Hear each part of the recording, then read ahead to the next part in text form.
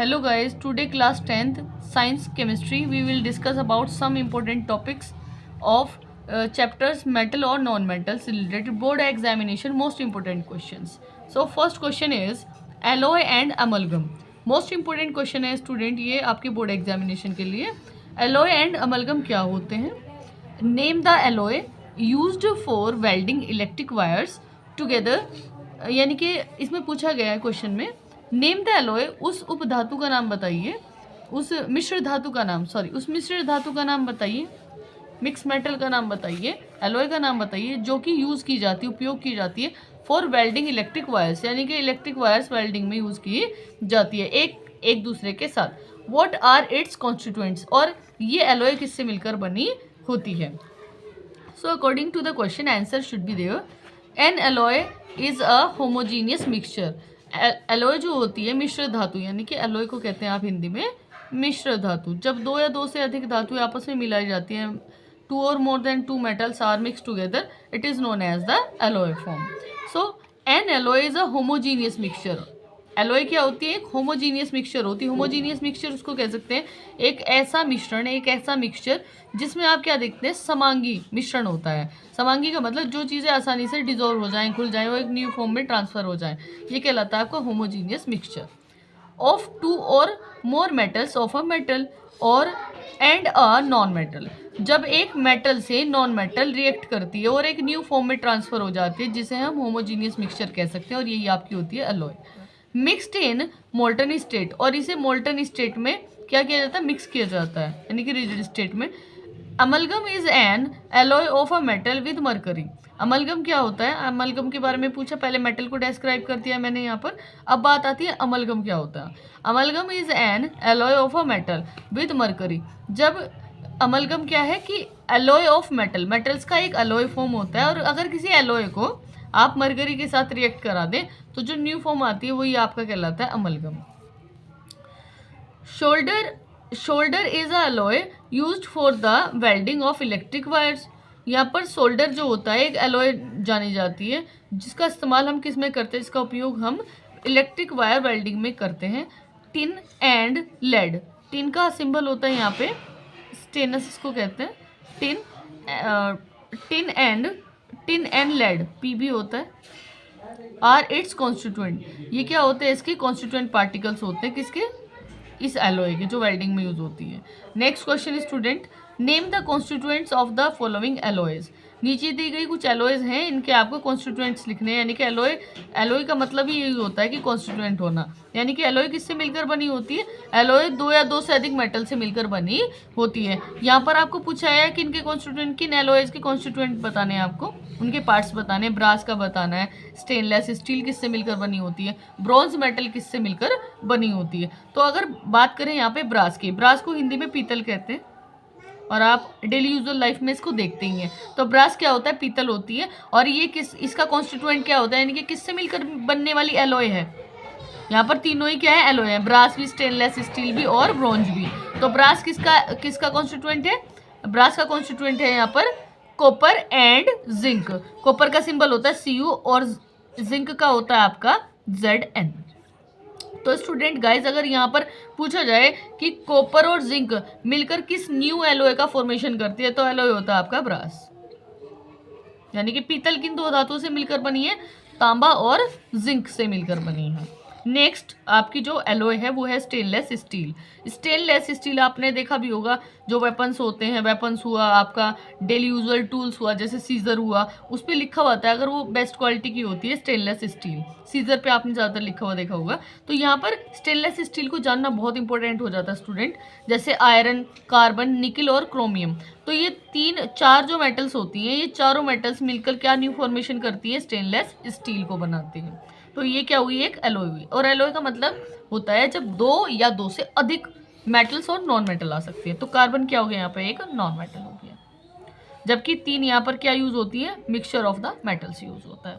बात करते हैं आप ब्रॉन्ज की. ब्रॉन्ज भी क्या है? एक मेटेलिक एलॉय है. और यहाँ पर आप देखते हैं कॉपर मेटल और स्टेनस मेटल, है ना. ये दो मेटल अगर मिक्स हो जाएं तो इनका होमोजीनियस मिक्सचर क्या कहलाता है?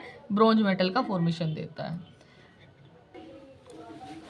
हेलो गाइस, ये क्वेश्चन आपका बनता है कि इस चैप्टर से रिलेटेड जो क्वेश्चन होते हैं बोर्ड में, तो आप देख सकते हैं कि इंपॉर्टेंट क्वेश्चन है और रीजनल क्वेश्चन है। तो state the reason for the following, यहाँ पर पूछा गया है कि आपको नीचे दिए गए क्वेश्चन के लिए आपको इनका रीजन देना है, आंसर देना है। तो पहला क्वेश्चन क्या बनता है regional question, non metals can not displace, जो नॉन मेटल्स होती हैं वो डिस्प्लेस नहीं कर पाती हाइड्रोजन को फ्रॉम द एसिड्स, एसिड में से। जैसे कोई एसिड है HCl क्या है, एक एसिड है, और एक नॉन मेटल कोई भी आप ले सकते हैं। जैसे नॉन मेटल क्या हो गई आपकी, कार्बन हो गया।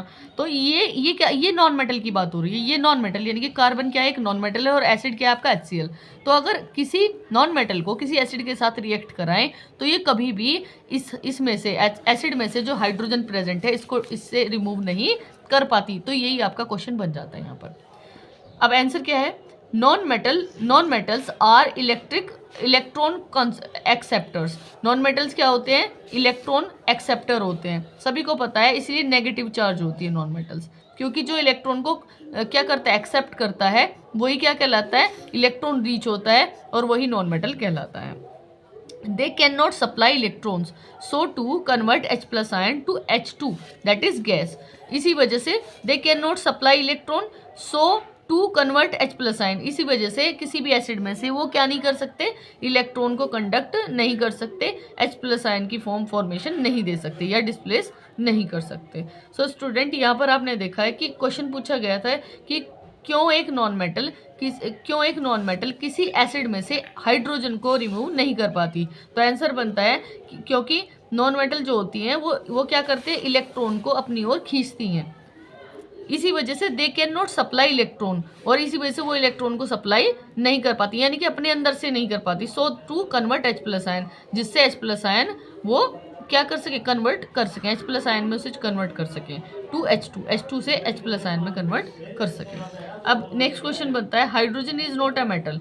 हाइड्रोजन क्या होती है, एक मेटल नहीं है, yet it is placed in the activity series of metals. जबकि इसको अगर एक्टिविटी सीरीज जो होती है मेटल्स की, उसमें से स्थान क्यों दिया गया है, क्योंकि हमारे क्वेश्चन का नाम ही है रिएक्टिविटी ऑफ द मेटल या activity of the metal series. तो activity of the metallic series में हाइड्रोजन को क्यों प्लेस किया गया, रखने की वजह क्या है, जबकि खुद ये क्या है, एक नॉन मेटल है, मेटल नहीं है। इसका मतलब क्या हुई, एक नॉन मेटल हुई। तो लाइक मेटल्स की तरह hydrogen can lose an electron. Hydrogen क्या करता है, H प्लस आयन देता है।